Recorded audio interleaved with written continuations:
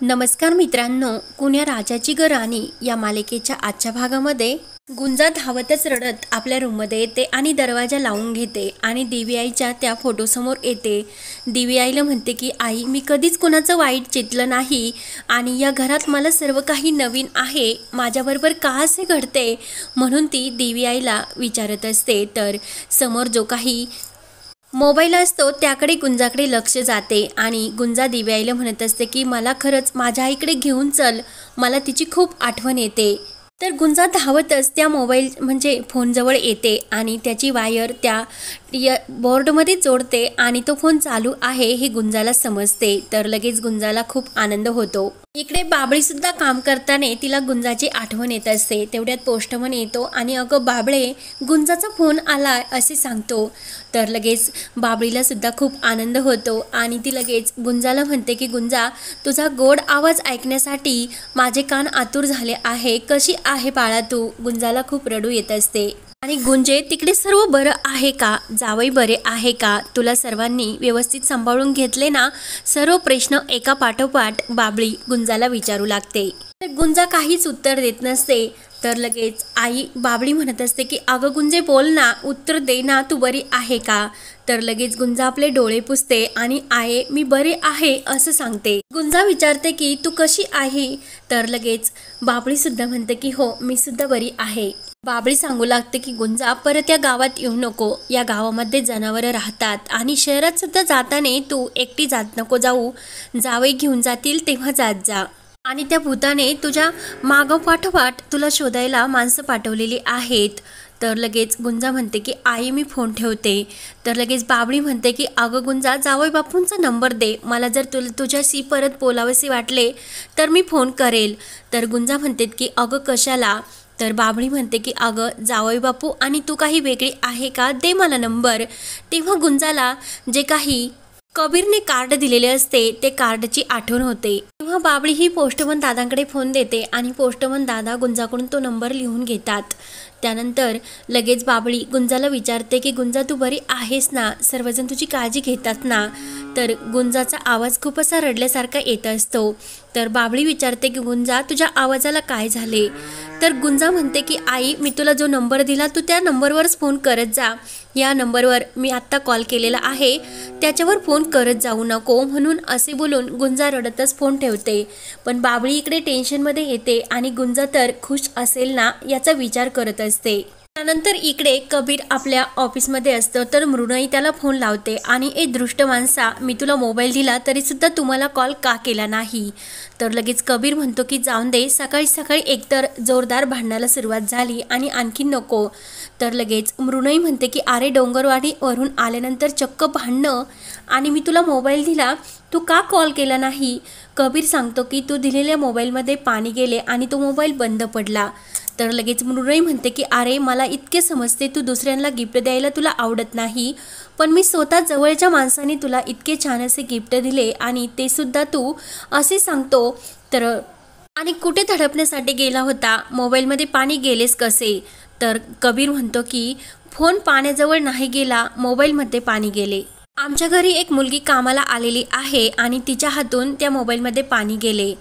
तर मृणाई विचारते की अरे ती मोबाईल तुझ्या फोनला का हात लावते आणि तिला इतकं सुद्धा समजत नाही का आपण जे ते काम करतो तर दुसऱ्याच्या वस्तूला हात कसा लावायचा? तर कबीर म्हणतो की अगं मृणाई, जरा ऐकून घे, शांत हो। तर कबीर रागाने म्हणतो की मी एक आर्टिकल पूर्ण करतो, घरी गेल्यानंतर तुला सर्व काही डिटेल देतो आणि फोन करतो म्हणून असे बोलून कबीर फोन ठेवून देतो।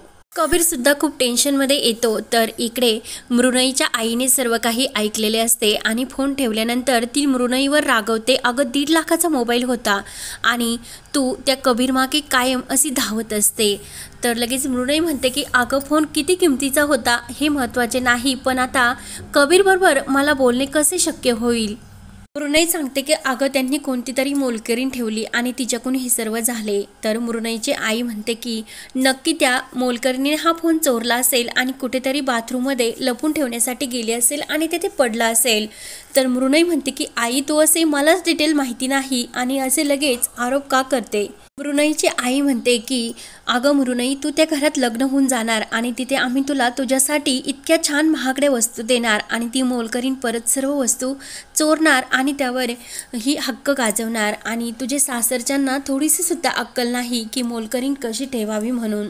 मृणाई म्हणते की अगं आई, तू इतक्या लवकर निष्कर्ष कसा काढू शकते. मृणाईची आई म्हणते की तुझ्या होणाऱ्या नवऱ्याला तू दिलेल्या इतक्या मोलाच्या गिफ्टची सुद्धा काही घेणं नाही आणि त्यांची आता कान उघडणी झालीच पाहिजे असे मृणाईला बोलते.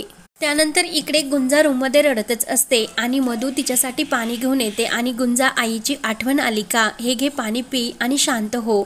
तेवढ्यात लगेच मायाचा फोन हा मधूच्या मोबाईलवर येतो आणि मधू म्हणते की माया वहिनीचा फोन कशाला आला.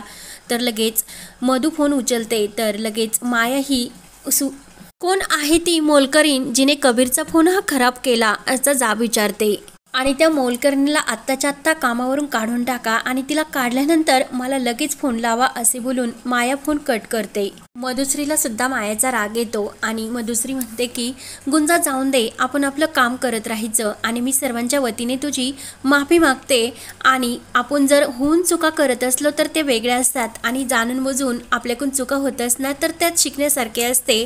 म्हणून मधुश्री गुंजाला आपल्या प्रेमाने मिठीत घेते. तर गुंजाला खूप आनंद होतो. त्यानंतर इकडे सर्वजण जेवण करायला बसलेले असतात. तर मधुश्री ही गुंजाला म्हणते की आमटी खूप छान झाली.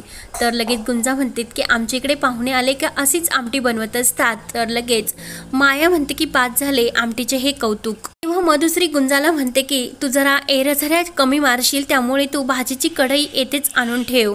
तर लगेच गुंजा जाते. तर कबीर मधुश्रीला म्हणतो की आई, तू जरा हिच्याशी कसे जमून घेतले ग. तर लगेच मधुश्री म्हणते की अरे, जरा मोकळ्या मनाच्या माणसाशी जरा प्रेमाने जर वागले ना तर सर्व काही व्यवस्थित होतेच. तर विजया लगेच म्हणते की मधू, तू जरी तिच्याशी जमून घेतले असेल तर आम्ही सर्वांनी मिळून एक निर्णय घेतला आणि तो आम्हाला कबीरला सांगायचा. विजया म्हणते की आम्ही तिला कामावरून काढण्याचा निर्णय घेतला आणि सकाळी मामींचा फोनसुद्धा येऊन घेतला. त्यांनी तुझ्या फोनला तिने आंघोळ घातल्यामुळे त्यांना सुद्धा ते समजले आणि तुझा फोन बंद पडला आणि ह्या गुंजाला काहीच मॅनर्स असा नाही म्हणून तिला कामावरून काढायचा आम्ही सर्वांनी निर्णय घेतलेला आहे. तर लगेच कबीर म्हणतो की का काढायचे तिला कामावरून, ती हुशार आहे पण थोडीशी भाबडी आहे आणि मग तिला कामावरून लगेच का काढून टाकायचे. तर गुंजा हे सर्व बोलणे ऐकत असते. गुंजाला वाईट वाटत असते.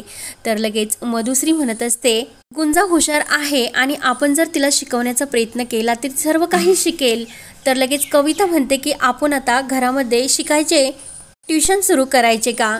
विजया म्हणते की आमच्या घरातील आरसा, हा टेबल आणि कबीरचा फोन याची काय अवस्था झाली आणि आपण तिला आता इथून पुढे शिकवायचे का. तर लगेच मोलकरणीला कामं शिकवायची असतात का. तर लगेच दुसरी म्हणते की आहो, तिला तुम्ही कायम मोलकरीण का म्हणता. तर कविताचे लक्ष गुंजाकडे समोर जाते आणि कविता लगेच म्हणते की गुंजा, ये ना भाजी घेऊन लवकर, इतका वेळ लागतो का. तर सर्वजण शांत होतात. तर गुंजा पुढे येते आणि काका आणि भाऊ हे लगेच गुंजाने जी काही भाजी बनवलेली असते तिचे कौतुक करत असतात. म्हणून काका हे विजयाकडे बघत भाजी घेत असतात. तर त्यांच्या हाताला चटका बसणार म्हणून गुंजा त्यांच्या अगोदरच लगेच कढई पकडते आणि गुंजाच्या हाताला भाजते. तर मधुश्री येते आणि खूप भाजले का असे विचारते. गुंजा म्हणते की हे चटके माझ्यासाठी नवीन नाही. तर लगेच मधुश्री म्हणते की जा पाण्याखाली हात धर. तर गुंजा आपले हात पाण्याखाली धरते. तेव्हा तिला आईने आपल्या जेव्हा भाकरी करताना भाजलेले असते ते क्षण आठवतात आणि आईने त्यावर माती लावलेलेचे सुद्धा गुंजाला क्षण आठवू लागतात. गुंजाच्या डोळ्यात पाणी येते. लगेच गुंजा आपल्या रूममध्ये येते आणि आपल्या देवीपाशी जे काही मातीचे थोडेसे गाठोडे असते ते गाठोडे घेते आणि आपल्या हाताला ती माती लावते आणि माती ही आपली आई असते. काही चुका जर झाल्या तर ती पोटात घेत असते. हे आईचे शब्द आठवून गुंजा खुश होते. हा भाग येथे संपतो. पुढील भागामध्ये कबीर हा गुंजाला त्या जखमेवर लावण्यासाठी मलम आणून देतो आणि गुंजाला म्हणतो की मी बायको म्हणून तुझी काळजी करत नाही, फक्त एक माणुसकी म्हणून. त्यानंतर कबीर हा बाहेर येतो. तर सुद्धा विचारते की गुंजा कोण आहे नक्की. कबीर, तू काहीतरी आमच्यापासून लपवतो. गुंजा ही मोलकरीण आहे हे खोटे तू सांगितले, पण नक्की त्यामागे काहीतरी कारण आहे. तर कबीर म्हणतो नाही. तर आता सुद्धा मधुश्रीला सुद्धा हे समजलेले असते की गुंजा आणि कबीर यांचे काहीतरी नाते आहे. तर आता कबीर काय उत्तर देणार हे पाहण्यासाठी आपल्या चॅनलला नक्की सबस्क्राईब करत राहा. धन्यवाद.